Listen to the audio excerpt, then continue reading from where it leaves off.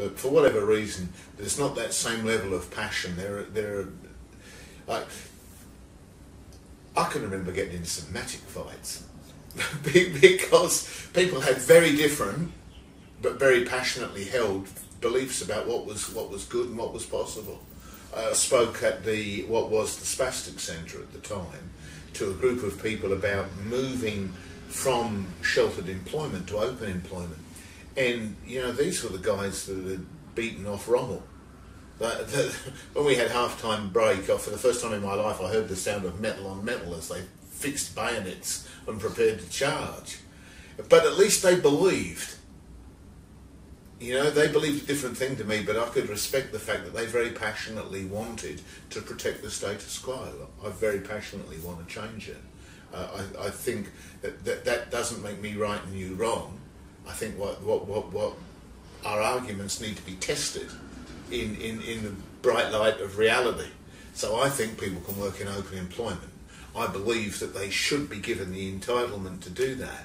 I know that sometimes that has difficulties and there are bumps and we can trip over, and sometimes when we trip over on our face and we get a bit grazed. But you should still be given the opportunity to experience that, because that's what everybody else has done. I didn't succeed in every job I ever had. I've failed in lots.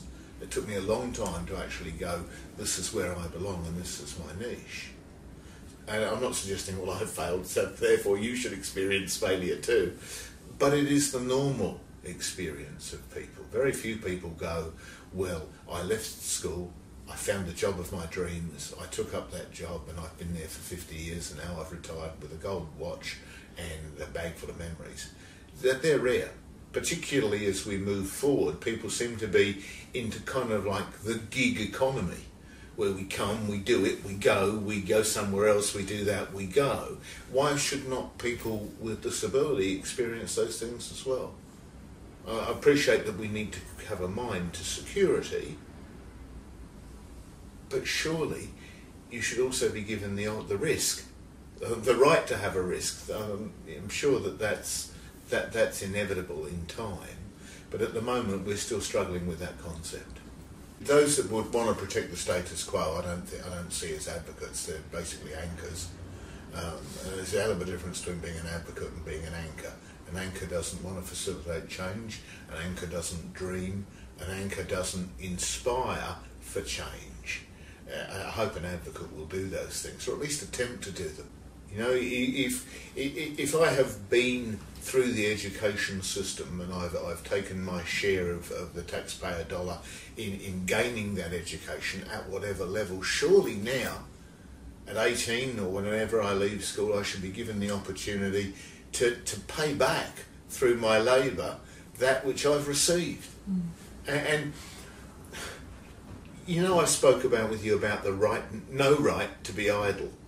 I passionately believe that it is not your fault if you have a disability that affects your ability to produce at an economically viable level. That's not your fault.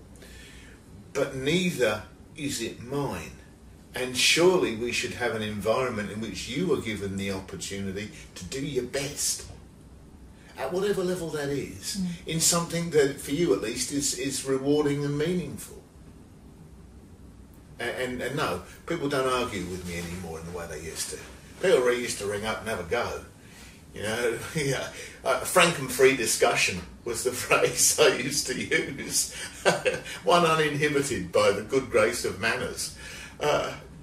No, there is no longer that passion for real change, or that real passion for defending the status quo. It's like all the fun's gone out of life.